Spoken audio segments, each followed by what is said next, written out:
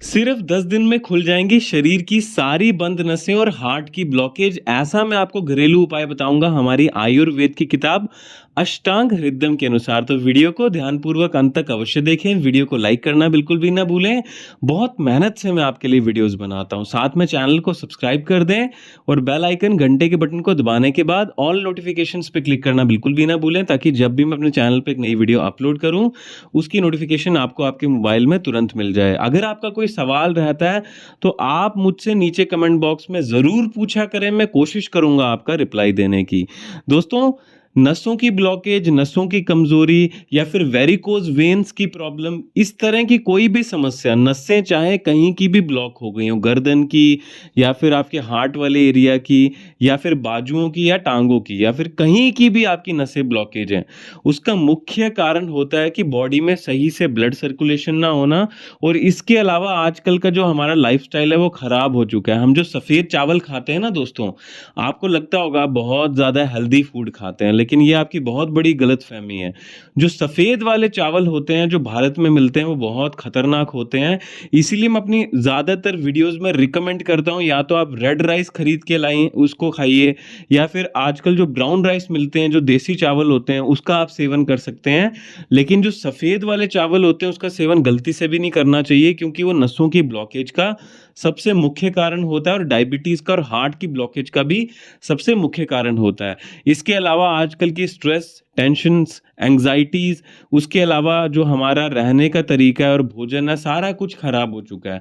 उसके कारण जैसी उम्र 50 से अधिक होती है या फिर आजकल तो नौजवान युवाओं को भी नसों की ब्लॉकेज, वेरिकोज वेन्स की समस्याएं देखी जा रही हैं।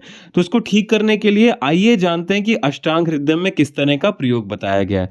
सबसे पहले यहाँ पे जो मैंने चीज़ ली है वो है दोस्तों सब्जा के बीज। आप लोग इसको क्या कहते हैं मुझे नीचे कमेंट बॉक्स में लिख के जरूर बताएं। कई लोग इसको सब्ज के बीज भी कहते हैं, कई लोग इसको सब्जा के बीज भी कहते हैं। आप लोग क्या कहते हो जरूर बताइए मुझे। सब्जा के बीज में हाई क्वालिटी फाइबर पाया जाता है, जो कि नसों के बीच में जो बैड कोलेस्ट्रॉल होता है जिसके कारण ब्लॉकेज हो जाती है उसको ये खोलने में मदद करता है। एक चीज का यहाँ पे ध्यान रखें, जो मैं इस वीडियो में ना खाली आपको ये घरेलू नुस्खा बताऊंगा ना, ये काम नहीं करेगा। इसके साथ में आयुर्वेद के 5 नियमों का भी आपको पालन करना है, तभी ये नुस्खा काम करेगा। ये चीज का ध्यान रखें। कई लोग मुझे कहते हैं कि सर आप जो नुस्खे बताते हैं वो कभी कभी बहुत तेजी से असर करते हैं, कभी कभी धीरे। उसका कारण ये है, एक तो सबकी बॉडी अलग अलग तरह की होती है ना। सबका शरीर एक जैसा नहीं होता है। वात, पित्त और कफ हर एक व्यक्ति के शरीर में कम ज्यादा होता है, लेकिन नुस्खा एक ही है, बस उसको प्रयोग करने का अलग अलग तरीका होता है। अब जो ये जो सब्जी के बीज में बता रहा हूं, इसकी क्वांटिटी वात वाले लोगों को, जिनको जोड़ों घुटनों में दर्द बहुत अधिक रहता है, उनको लगभग लगभग 25 मिलीलीटर की मात्रा में लेनी है, क्योंकि मैं आपको ड्रिंक बनाना सिखाऊंगा। जिनको पित्त रोग रहता है वो 50 या 100 मिलीलीटर भी ले सकते हैं, और जिनको कफ रोग रहता है उनको बीच में शहद मिला करके लेना होता है। तो यही चीजें होती हैं जो आपको पता होनी चाहिए। अपने अनुसार टेस्ट में आप शहद मिला सकते हैं जिनको कफ रोग रहता है। आइए जानते हैं नसों की ब्लॉकेज में, नसों की सूजन में, नसों की कमजोरी में, वेरिकोज वेन्स या नर्व की ब्लॉकेज की प्रॉब्लम में आपको सब्जा के बीज किस तरह से फायदेमंद होते हैं। देखिए, सब्जा के बीज में vitamin E, vitamin A, B12 के, हाई क्वालिटी दोस्तों कैल्शियम, इसके अलावा प्रोटीन पाई जाती है, जो कि आपके ब्लड के अंदर जा करके किसी भी तरह की बैड कोलेस्ट्रॉल की समस्या को खोलने में और रक्त के संचार को भी बढ़िया करने में, अच्छा करने में आपके सब्जा के बीज मदद करते हैं। बस सेवन करने का सही तरीका जान लीजिए। जैसे मैंने आपको बताया, अगर आपको जोड़ों में, घुटनों में दर्द भी साथ में रहता है और वात रोग, अगर आपका वात बिगड़ चुका है, तो आपको इसका 25 मिलीलीटर की मात्रा में क्या करना है, ये जो आप पूरी ड्रिंक तैयार करोगे ना ऐसे भिगो करके, ये फूल जाते हैं सब्जी के बीज, आप देख रहे होंगे वीडियो में लाइव। तो आपको क्या करना है दोस्तों, 25 मिलीलीटर यानी कि 1/4 जो गिलास होता है उससे अधिक मात्रा में आपको इसका कंजम्पशन, सेवन नहीं करना है। ये चीज का ध्यान रखें। जिनको पित्त प्रकृति, बॉडी में गर्मी रहती है, ये दोस्तों ऐसे लोगों के लिए बहुत अच्छा होता है, क्योंकि इसकी प्रकृति हल्की ठंडी होती है। तो आप इसको ना 50 या 1 गिलास की मात्रा में या आधे गिलास की मात्रा में, यानी कि 100 मिलीलीटर या 50 मिलीलीटर की मात्रा में भी प्रयोग कर सकते हैं।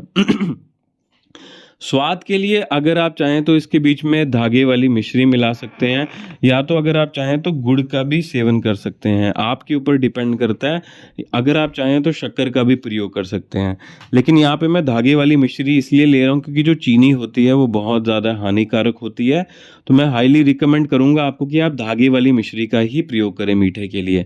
जिनको भी नसों में ब्लॉकेज है उनको मिट्टी से स्नान करना चाहिए, यानी कि जो मड बाथ जिसको अंग्रेजी में बोलते हैं ना, वो ज़रूर लेना चाहिए। जिसको भी नसों की ब्लॉकेज, नसों की कमज़ोरी, वेरिकोज वेन्स या हार्ट के ब्लॉकेज की या शरीर के किसी भी हिस्से में नस में ब्लॉकेज है, तो नेचुरोपैथी में और दोस्तों आप जो हमारी प्राकृतिक चिकित्सा जिसको कहते हैं उसमें जो मड बाथ है वो बहुत अच्छी मानी गई है। जिसको भी नसों में ब्लॉकेज रहते हैं, क्यों?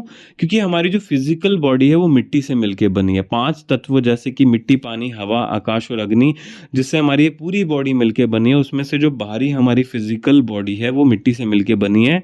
और पुराने ज़माने में आपने देखा होगा लोग नंगे पैर चलते थे और स्वस्थ ज़्यादा रहते थे आजकल के लोगों के मुकाबले।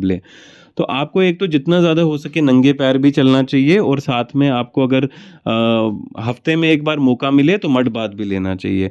यहाँ मिठास के लिए मैं मिश्री का इस्तेमाल कर रहा हूँ। अब कुछ लोग ना मीठा खाना पसंद नहीं करते हैं, तो वो ऐसे भी इस ड्रिंक को कंज्यूम कर सकते हैं। इसके बीच में आप चाहो तो शहद भी मिला करके ले सकते हो। जिनको कफ प्रकृति, यानी कि जिनको सर्दी, खांसी, जुकाम, बुखार थोड़ा सा मौसम चेंज होने के कारण हो जाता है, उनको नसों की ब्लॉकेज में एक तो शहद भी बहुत ज़्यादा फायदेमंद होता है, तो आप उसके साथ भी ले सकते हैं। इसके अलावा आयुर्वेद के अगले नियम के बारे में बात करूं तो आपको भोजन में देखिए नसों की ब्लॉकेज कभी नहीं होगी अगर आपका 50% से अधिक भोजन पानी वाला रहेगा। अब पानी वाला भोजन क्या होता है? पानी को आपको पीना तो चाहिए, लेकिन पानी को खाना भी चाहिए। आयुर्वेद में कहा गया है पानी को जो व्यक्ति ज़्यादा मात्रा में खाता है, कैसे खा सकते हैं हम?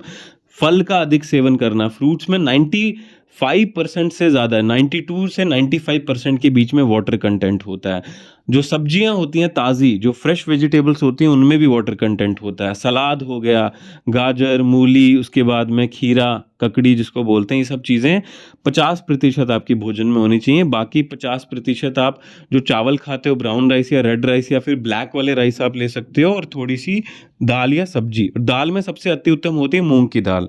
यहाँ पे मैंने दूसरे नंबर पे लिया है किशमिश होते हैं ना 5 से 6, उनको भी भिगो देना है। ये भी बहुत अच्छे होते हैं नसों की ब्लॉकेज को खोलने के लिए, बॉडी में ब्लड सर्कुलेशन इंप्रूव करने के लिए। मुझे उम्मीद है कि अगर आप ये खाली जो मैंने नुस्खे बताए इन्हीं का सेवन करेंगे ना, और मैंने जो आपको आयुर्वेद के नियम बताए उनका पालन करेंगे, तो आपको गजब का लाभ होगा। लेकिन किसी भी नियम को, किसी भी जो मैंने आयुर्वेद के आपको नियम बताए, मिट्टी का स्नान, खाने का तरीका, अगर आप उसको छोड़ते हैं फिर आप ये 2 सब्जा का बीज और किशमिश खाएंगे तो भूल जाइए कि आपको फायदा होगा। तो ये चीज़ का अच्छे से आपको ध्यान रखना है। मुझे उम्मीद है आज की जानकारी आपको बेहद ही पसंद आई होगी। अपने मित्रों के साथ इस वीडियो को शेयर करना बिल्कुल भी ना भूलें, क्या पता किसी की मदद हो जाए। धन्यवाद दोस्तों, आपका दिन शुभ रहे।